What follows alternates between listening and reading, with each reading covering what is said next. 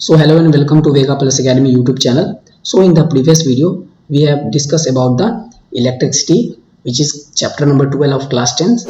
इसका हम लोग NCERT क्वेश्चन डिस्कस कर चुके थे। तो प्रीवियस वीडियो में हम लोग डिस्कस किए हैं क्वेश्चन नंबर 1, 2 और 3, जो कि आपको आई बटन में देख सकते हैं क्लिक कर कर। ठीक है ना। नेक्स्ट हम फर्दर क्वेश्चन डिस्कस करते हैं और आगे बढ़ते हैं। तो क्वेश्चन नंबर 4 हमारा है टू कंडक्टिंग वायर। यहाँ पर क्या दिया हुआ है? टू कंडक्टिंग वायर है, जो कि क्या है? सेम मटेरियल का है। नेक्स्ट आपका क्या है? सेम मटेरियल का है एंड इक्वल लेंथ का है and equal diameter are first connected in series and then in parallel in a circuit across the same potential difference. So the ratio of heat developed in series and parallel combination would be. तो हमारे पास पहले क्या क्या given है वो लिख लेते हैं। तो हमारे पास क्या क्या गिवन है? हमारे पास गिवन है कि टू कंडक्टिंग वायर है। तो हम लोग एज्यूम कर लेते हैं हमारे पास ये टू कंडक्टिंग वायर है इस तरह से। चूंकि वायर है तो सिलेंड्रिकल शेप का होगा, उसका एक अपना क्रॉस सेक्शन एरिया भी होगा। तो ये हमारा क्या है? दो वायर है, ये वायर 1 है, वायर 2 है। चूंकि सेम मटेरियल का बना हुआ है तो इसका रेसिस्टिविटी क्या हो जाएगा? रेसिस्टिविटी आपका सेम रहेगा। तो ρ1 इक्वल टू ρ2 हम लिख सकते हैं। ρ1 इक्वल टू ρ2 इक्वल टू ρ के बराबर होगा। यहाँ पर ρ आपका रेसिस्टिविटी है, जो कि एबिलिटी होता है किसी भी मटेरियल का कि वो कितना रेसिस्ट कर सकता है to the flow of charges या to the flow of current. ठीक है ना। अब हमने यहाँ पर क्या दिया हुआ? सेम मटेरियल का है तो रेसिस्टिविटी हमारा सेम हो गया। इसके कारण क्या हो गया? ρ हमसे हमारा सेम हो गया। लेंथ हमारा क्या है? दोनों का लेंथ इक्वल है, तो हम लिख सकते हैं L1 equal to L2 equal to L assume कर सकते हैं। नेक्स्ट आपका इक्वल डायामीटर है। यहाँ पर ये क्या है? आपका इक्वल डायामीटर है। इक्वल डायामीटर होने के कारण क्या हो रहा है? चूंकि D1 इक्वल टू D2 है हमारा, हम D एज्यूम कर सकते हैं, तो इसके कारण क्या हो जा रहा है? आपका एरिया जो होता है आपका पाई आर स्क्वायर होता है। तो यहाँ पर डायमीटर सेम होने के कारण जो एरिया आपका A1 है और A2 है वो A के बराबर आप लिख सकते हैं। मान लिए इसका एरिया A1 है, इस कंडक्टर टू कंडक्टिंग वायर का दोनों का एरिया AA हो जाएगा, आपका सेम हो जाएगा। क्यों? क्योंकि इक्वल डायमीटर का है, तो इसका भी एरिया A, इसका भी एरिया A, इसका भी लेंथ आपका क्या हो जाएगा? सेम हो जाएगा L, इसका भी लेंथ आपका क्या हो जाएगा? सेम L हो जाएगा। नेक्स्ट आपका क्या है? Are first connected in series, यानी हम इसको सर्किट वाइज रिप्रेजेंट कर सकते हैं ना, इसको सर्किट वाइज रिप्रेजेंट कर सकते हैं। तो यहाँ हमारा क्या हो गया? सेम रेजिस्टेंस से रिप्रेजेंट करेंगे, क्योंकि यहाँ पर हमारा क्या क्या चेंज नहीं हो गया है? हमारा ना ही रो चेंज हुआ है, ना ही लेंथ हुआ, ना ही एरिया चेंज हुआ है। यानी टू कंडक्टिंग वायर का हमारा रेजिस्टेंस क्या हो जाएगा? रेजिस्टेंस जो है आपका सेम हो जाएगा। यानी इसको हम एज्यूम कर सकते हैं कि ये दो रेजिस्टेंस हमारा पहला में क्या गिवन है? First connected in series, series में कनेक्टेड है, तो हम इसको सीरीज वाइज कनेक्ट कर चुके हैं। नेक्स्ट इसका क्या दिया हुआ है? सेम पोटेंशियल डिफरेंस भी अप्लाई किया गया है जब इसको सीरीज में कनेक्ट किया गया है, और दूसरा जब इसी इक्वल रेजिस्टेंस का कंडक्टिंग वायर को हम लोग पैरेलल में कनेक्ट किए हैं, तो उसके क्रॉस में हम लोग क्या अप्लाई किए हैं? सेम पोटेंशियल डिफरेंस अप्लाई किए हैं। यहाँ पर सेम पोटेंशियल डिफरेंस अप्लाई किए हैं। यहाँ पर रेजिस्टेंस क्या है? सेम है, R आपका R1 इक्वल टू R2 है। यहाँ पर क्या है? R1 इक्वल टू R2 है, जो कि R के बराबर है। क्यों? क्योंकि हमारा रेजिस्टेंस का फॉर्मूला होता है R equal to ρL upon A। हम जानते हैं कि रेजिस्टेंस का फॉर्मूला हमारा होता है ρL अपॉन A। यहाँ पर रो भी सेम है, हमारा लेंथ भी सेम है, एरिया ऑफ क्रॉस सेक्शन भी सेम है। यानी टू कंडक्टिंग वायर का रेजिस्टेंस भी क्या हो जाएगा? रेजिस्टेंस भी हमारा सेम हो जाएगा। इसीलिए यहाँ हम R दोनों को रिप्रेजेंट किए हैं, दोनों को। ठीक है ना। नेक्स्ट यहाँ पर फर्दर ऐसा भी बोला जा सकता है कि टेम्परेचर पर डिपेंड करता है रेजिस्टिविटी, और आपका रेजिस्टेंस भी डिपेंड करता है रेजिस्टिविटी पर, लेकिन यहाँ पर टेम्परेचर के बारे में जिक्र नहीं किया गया, इसीलिए हम उसको नेग्लेक्ट करते हैं। तो हमसे क्या पूछा है? Ratio of the heat produce in series and parallel. तो सबसे पहले हम सीरीज में जो इक्विवेलेंट रेजिस्टर होगा वो निकाल देते हैं। तो चूंकि सीरीज का फॉर्मूला क्या होता है? R in series can be given by R1 plus R2। यहाँ R1 और R2 हमारा सेम है ना, that will be R plus R। तो ये क्या हो जाएगा? आपका 2R आ जाएगा। सिमिलरली R इन पैरेलल, जब रेजिस्टर्स पैरेलल में हम निकालना चाहते हैं वो क्या हो जाएगा? आपका रेजिस्टेंस इन पैरेलल आपका हो जाता है formula 1 by RP can be given as 1 by R1 plus 1 by R2। तो ये क्या हो जाएगा? 1 by R plus 1 by R। तो ये हो जाएगा आपका 1 प्लस 1 2 बाय R। तो इसका हम लोग क्या करेंगे? रेसिप्रोकल लेंगे, तो ये हो जाएगा 1 बाय, चूंकि 1 by RP can be given as 2 by R, therefore RP क्या हो जाएगा? आपका आरपी हो जाएगा जस्ट इसका रेसिप्रोकल ले लेंगे तो ये हो जाएगा आरपी ऊपर जाएगा तो ये रेसिप्रोकल इसका ले लेंगे, ये हो जाएगा आपका R/2। वैसे भी जब इक्विवेलेंट रजिस्टर्स कनेक्टेड होता है पैरेलल में, इक्वल रजिस्टर पैरेलल में कनेक्टेड होता है तो क्या हो जाता है उसका इक्विवेलेंट रजिस्टर्स इन पैरेलल हो जाता है जस्ट दोनों का आधा, तो ये क्या हो जाएगा R/2 हो गया हमारा। तो इधर हम रेजिस्टेंस इन पैरेलल और सीरीज निकाल लिए हैं। नेक्स्ट आपका पूछ क्या रहा है, पूछ रहा है आपका heat produce in series and parallel connection. आपसे पूछा हीट प्रोड्यूस, हीट प्रोड्यूस्ड, ठीक है ना। अब हीट प्रोड्यूस आपसे पूछा है तो आप क्या जानते हैं, हीट का फॉर्मूला आपको पता होना चाहिए। तो हीट का फॉर्मूला हमारे पास 3 फॉर्मूला है। Heat can be given as V into I into T. यहाँ पर V वोल्टेज होता है, I करंट होता है और टाइम T होता है, जितना समय के लिए कोई भी इक्विपमेंट ऑपरेट आप कर रहे हैं। नेक्स्ट आपका हीट का दूसरा फॉर्मूला होता है V² R इंटू टी होता है। नेक्स्ट आपका हीट का तीसरा फॉर्मूला होता है आपका I² R इंटू टी। तो out of this 3 formula we have to use this second one. आप बोलिएगा सर ये क्यों यूज करना है, तो देखिए यहाँ पर हमें क्या क्या दिया हुआ है, सेम पोटेंशियल डिफरेंस अप्लाई किया गया है यहाँ पर दोनों सीरीज और पैरेलल कनेक्शन में। नेक्स्ट आपका क्या है, पोटेंशियल डिफरेंस दिया हुआ है, सेम टाइम के लिए अप्लाई किया गया और रेजिस्टेंस भी दिया हुआ है, रेजिस्टेंस इन सीरीज और पैरेलल।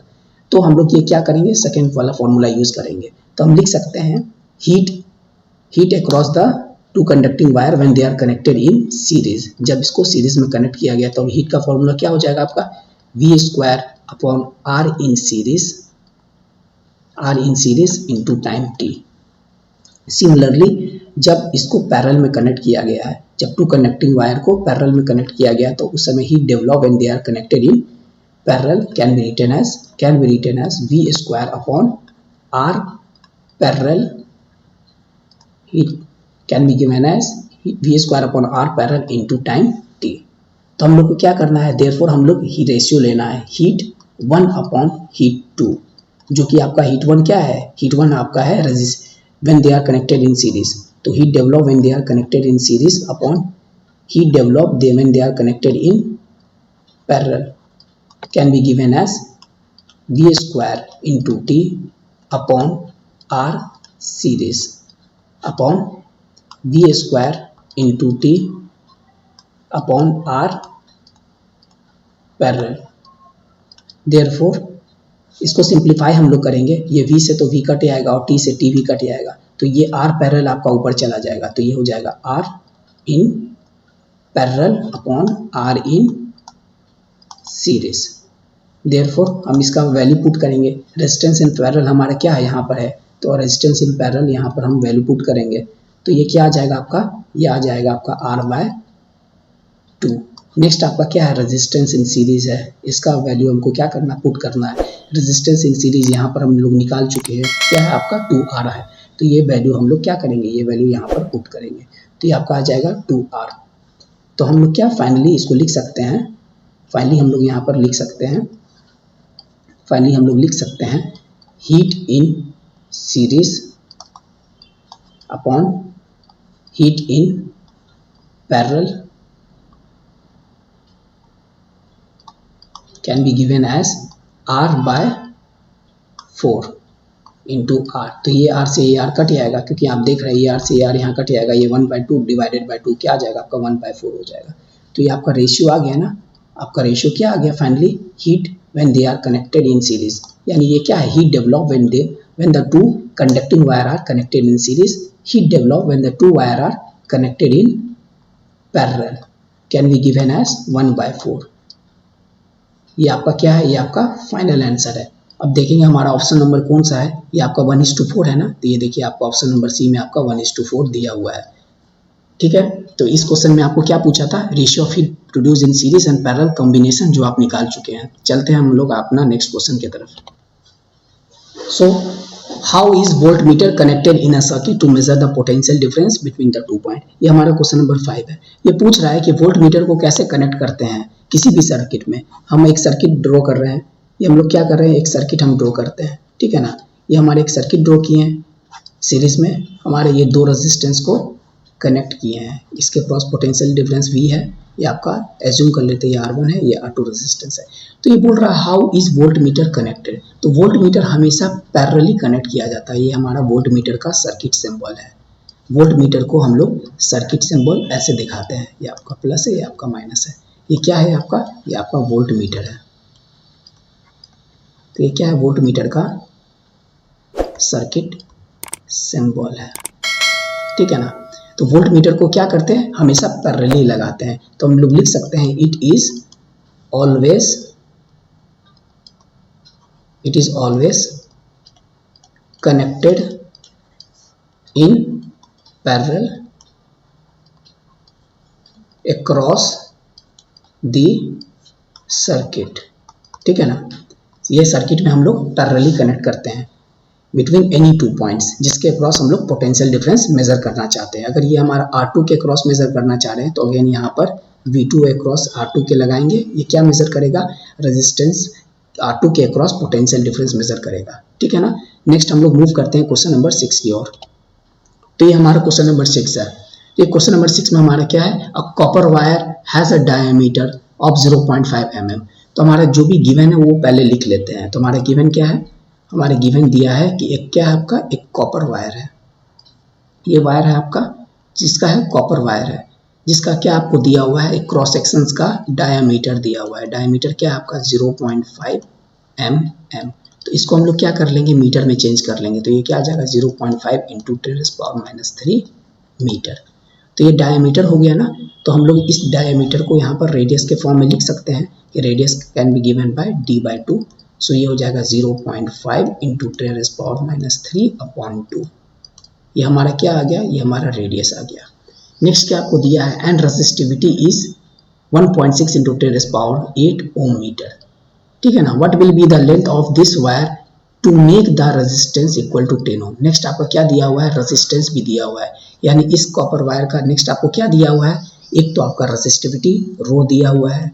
रेजिस्टिविटी क्या दिया हुआ है आपका 1.6 इंटू 10⁻⁸ ओम मीटर। नेक्स्ट आपका क्या यहाँ पर और दिया हुआ है, नेक्स्ट यहाँ पर आपका रेजिस्टेंस भी दिया हुआ है। रेजिस्टेंस दिया हुआ है इस कॉपर वायर का R है, जो आपका क्या है 10 ओम है, ये भी दिया हुआ है। आपसे पूछा क्या है, how much does the resistance changes if the diameter is double. यहाँ पर आपको क्वेश्चन नंबर 2 ये पूछ रहा है। क्वेश्चन नंबर 1 क्या पूछ रहा है आपको, what will be the length of this wire. इसमें आपको लेंथ पूछा है, ठीक है ना। तो सिंस हम लोग जानते हैं by the formula we know that, ये फॉर्मूला आपको कहाँ मिलता है, ये आपको मिलता है फैक्टर्स अफेक्टिंग द रेजिस्टेंस, जहाँ पर रेजिस्टेंस डायरेक्टली प्रोपोर्शनल क्या होता है, लेंथ के, इनवर्सली प्रोपोर्शनल होता है एरिया के। तो R can be given as ρL/A। So R can be given as ρL/A। तो इसको हम लोग क्या करेंगे, रीअरेंज करेंगे। चूंकि हमको L निकालना है, R दिया हुआ है, रो दिया हुआ है और एरिया भी दिया हुआ है, क्योंकि हमें डायमीटर दिया तो रेडियस निकाल लिए। और ये हमारा क्रॉस सेक्शन व्यू कैसा है, ये क्रॉस सेक्शन व्यू हमारा सर्कुलर है। कैसा है, ये सर्कुलर है। तो इसके लिए इसका एरिया क्या आ जाएगा, इसका एरिया हम लोग πr² के फॉर्म में लिख सकते हैं। इसका एरिया हम लोग क्या लिख सकते हैं, यहाँ पर एरिया हम लोग लिख सकते हैं क्रॉस सेक्शन का πr², ठीक है ना। तो ये πr² लिख सकते हैं, पाई का वैल्यू 3.14 आप यूज कर सकते हैं। 3.14 इंटू रेडियस क्या हो जाएगा आपका, रेडियस यहाँ पर निकाला हुआ है। तो रेडियस आपका क्या है 0.5 इंटू 10⁻³ ठीक है ना। तो ये एरिया भी आपको मिल गया। तब इस फॉर्मूला में जस्ट पुट करना है, हमारा ये क्या करना है, पुट करना है। तब ये देखिए यहाँ पर जो आपका रेडियस होता है वो ये आपका रेडियस, लेकिन ये रेडियस का स्क्वायर होता है, इसलिए यहाँ पर सही कर लेना है आपको, ठीक है ना। तो R हम लोग क्या लिख सकते हैं, R हम लोग लिख सकते हैं ρL/A। देयरफॉर L को हम लोग लिख सकते हैं, L क्या करेंगे, L को इधर ही रखेंगे, ये मल्टीप्लाई इधर हो जाएगा, ये डिवाइड इधर हो जाएगा। तो L can be given as R into A/ρ। Rearrange करके जस्ट हम लोग क्या किए हैं, रीअरेंज किए हैं। तो L को हम लोग लिख सकते हैं ना RA/ρ। जस्ट हमको क्या करना है, वैल्यू पुट करना है। रेजिस्टेंस का वैल्यू क्या है, दिया हुआ है ना, यहाँ पर रेजिस्टेंस हमारा 10 ओम दिया हुआ है। नेक्स्ट आपका एरिया क्या है, एरिया आपका यहाँ पर दिया हुआ है, ये क्या आपका 3.14 इंटू 0.5 इंटू 10⁻³ का होल स्क्वायर, ठीक है ना, इसका होल स्क्वायर। ये आपका एरिया है। नीचे आपका क्या है, रेजिस्टिविटी दिया है। रेजिस्टिविटी आपका क्या है, जो कि रो है आपका 1.6 इंटू 10⁻⁸। अब हमको क्या करना है, इसको सॉल्व करना है। तो L हम लोग लिख सकते हैं ना, इसको सिंप्लीफाई करना है। तो ये क्या हो जाएगा 10 into 3.14 into 0.5 two times into होगा तो ये क्या आ जाएगा आपका 0.25 आ जाएगा। नेक्स्ट आपका 10 रेज़ पावर क्या आ जाएगा 3 इंटू 2 हो जाएगा, ये आ जाएगा 10 रेज़ पावर -6 आ जाएगा। अपॉन नीचे क्या रहेगा आपका, ये जो 2 है आपका ये डिवीजन ही में नीचे चला जाएगा, क्योंकि ये 2 का स्क्वायर जाएगा तो 2 2 ज़ा 4 हो जाएगा, तो ये आपका हो जाएगा 1.6 इंटू 4 इंटू 10 रेज़ पावर -8। अब ये 8 और ये 6 कटेगा तो आपका क्या बच जाएगा, आपका बच जाएगा इधर 10 रेज़ पावर 2, जो आपका 10 रेज़ पावर -2 है इसको ऊपर लिख लिए। नेक्स्ट आपका ये पॉइंट को हटाइएगा तो इधर क्या आएगा 20 आएगा, तो ये और ये अगेन कट जाएगा। नेक्स्ट आपका क्या आ रहा है, नेक्स्ट आपका इसको सिंप्लीफाई कर कर यहाँ लिख देते हैं, ठीक है ना। नेक्स्ट आपका यहाँ पर सिंप्लीफाई कर कर लिखेंगे हम लोग को क्या ऑब्टेन हो रहा है। तो हम L can be given as 10 into 3.14 multiply by 25 upon ये आपका क्या है 1.6 इंटू 4। अब हम क्या करेंगे फर्दर, अगर ये कट रहा है तो काटेंगे, ये 1.6 का डेसिमल हटाएंगे तो इधर आपका क्या आ जाएगा 10 आ जाएगा। नेक्स्ट आपका 3.14 का डेसिमल हटाएंगे तो ये आ जाएगा डिवाइडेड बाय 100 आ जाएगा। ये 0 इधर से 2 0 कट जाएगा, तो आपका लेंथ क्या आ जाएगा, आपका लेंथ ऑब्टेन होगा 3.14 अब 314 इंटू 25 अपॉन 16 इंटू 4 क्या आ जाएगा 64 आ जाएगा। तो अब हमको क्या करना है, लेंथ को यहाँ सिंप्लीफाई करना है। हम लिख सकते हैं इसको, हम लिख सकते हैं सिंप्लीफाई कर कर 314 into 25 upon 64 can be written as, ये आपको मल्टीप्लाई करिएगा और सिंप्लीफाई करिएगा तो इसका वैल्यू क्या आ जाएगा, इसका वैल्यू आ जाएगा आपका 122, इसका वैल्यू आ जाएगा 122.65, ठीक है ना। इसको अप्रॉक्स आप क्या लिख सकते हैं, इसको अप्रॉक्स लिख सकते हैं, इसको अप्रॉक्स करके आप लिख सकते हैं 122.70, ठीक है ना। तो लेंथ आपका क्या आ गया 122.70, ये आपका क्या है, ये आपका लेंथ है जो कि आपका पहला आंसर है, ये आपका क्या है पहला आंसर आ गया, ठीक है ना। क्योंकि आपको क्या पूछा था, what will be its length of this wire to make the resistance 10 ohm. जब उसका रेजिस्टेंस 10 ओम हो जाएगा तो उस समय का लेंथ क्या होगा जो आप निकाल चुके हैं। नेक्स्ट आपका क्या पूछा, इसी में सेकंड पार्ट है, इसी क्वेश्चन में आपका क्या है, इसी क्वेश्चन में सेकंड पार्ट है, how much does the resistance changes if the diameter is double. अब आपको पूछ रहा है कि अगर डायमीटर जो है, मान लेते हैं D2 हमारा डायमीटर है, वो डबल हो जा रहा है। डबल मतलब क्या हो गया, 2 टाइम्स हो जा रहा है हमारा। डबल का मतलब क्या होता है, डबल का मतलब 2 टाइम्स हो जा रहा है। अगर डबल हो जा रहा है तब आपको रेजिस्टेंस बताना है। ये रेजिस्टेंस को R न्यू बोल सकते हैं, R न्यू क्या होगा आपको ये बताना है, ठीक है ना। तो हम लोग नेक्स्ट स्लाइड में इसको सॉल्व कर रहे हैं, तो आप कंटिन्यू रखिएगा। तो इस स्लाइड में ये क्वेश्चन कंटिन्यू है आपका। तो इसमें आपको क्या पूछ रहा था, आपसे पूछ रहा था कि आपको रेजिस्टेंस बताना है। तो हम लोग को क्या है, पहले लेंथ हम लोग निकाल चुके हैं, ऑलरेडी हम लोग लेंथ क्या निकाल चुके हैं, वो आपका क्या है 122.70, ये आपका क्या है मीटर में होगा लेंथ, क्योंकि सारा हम लोग कन्वर्सन कर चुके हैं। नेक्स्ट आपका क्या है, डायमीटर डबल हो जा रहा है ना, डायमीटर क्या हो जा रहा है डबल हो रहा है इनिशियल का, इनिशियल को हम लोग 1 मान सकते हैं, इनिशियल का वो 2 टाइम्स हो रहा है। तो इनिशियल आपका डायमीटर क्या है, इनिशियल आपका डायमीटर दिया हुआ है ना 0.5 mm, तो ये हो जाएगा 0.5 mm का ट्वाइस। तो इसको हम लोग लिख सकते हैं ना, D2 आपका डायमीटर जो होगा ये हो जाएगा 1.0 mm। अब हम लोग को क्या है ऐसा यूनिट में कन्वर्ट कर लेते हैं मीटर में, तो ये हो जाएगा 1 इंटू 10⁻³ मीटर। अब हम डायमीटर हमें तो मिल गया, चूंकि हमारा फॉर्मूला में हमें क्या निकालना है, how much does the resistance changes. तो हमको पूछ रहा है रेजिस्टेंस निकालने के लिए, रेजिस्टेंस क्या है, तो हम लोग फॉर्मूला जानते हैं R = ρL/A। तो हम लोग रेजिस्टेंस कब निकाल सकते हैं, जब हमको रो का वैल्यू दिया हो, L का वैल्यू और एरिया दिया हो। तो हमें ऑलरेडी L का वैल्यू तो गिवन है, हम यहाँ पर निकाल चुके हैं पहले। रो का वैल्यू भी हमें गिवन है, क्योंकि रेजिस्टिविटी भी हमारा गिवन है, चेंज नहीं हो गया है, क्योंकि मटेरियल हमारा सेम है। तो मटेरियल सेम होने के कारण क्या है, हमारा रेजिस्टिविटी जो है वो हमारा सेम रहेगा। तो अगेन आपका गिवन में क्या है, आपका अगेन गिवन में यहाँ रो भी हम लोग सेम है आपका 1.6 इंटू 10⁻⁸ ओम मीटर, ये भी सेम रह जाएगा। नेक्स्ट आपका क्या है एरिया। अब एरिया क्या होगा, एरिया आपका क्या है डायमीटर जो होता है ट्वाइस हो गया है, तो एरिया अगेन क्या होता है आपका सर्कुलर है, ये साइलेंटिकल शेप का होता है और एरिया ऑफ क्रॉस सेक्शन क्या है, ये सर्कुलर शेप का है, तो एरिया आपका क्या हो जाता है, पाई आर स्क्वायर हो जाता है। ये क्या हो जाएगा, पाई आर स्क्वायर। आप रेडियस को लिख सकते हैं ना d/2, आप रेडियस को क्या लिख सकते हैं, r can be written as d/2। Therefore ये क्या हो जाएगा, पाई इंटू d/2 का होल स्क्वायर। तो एरिया आपका क्या आ जाएगा, पाई को हम लोग 3.14 लिख सकते हैं। नेक्स्ट आपका d क्या है, d आपका ट्वाइस हो गया ना, यहाँ पर d निकाल लिए ना, d2 हमारा क्या है 1 × 10⁻³ मीटर। तो ये हो जाएगा 10⁻³ लिख सकते हैं अपॉन 2 का होल स्क्वायर। इसको सिंप्लीफाई करेंगे तो 3.14 इंटू 10⁻, क्या आ जाएगा -6/4 आ जाएगा।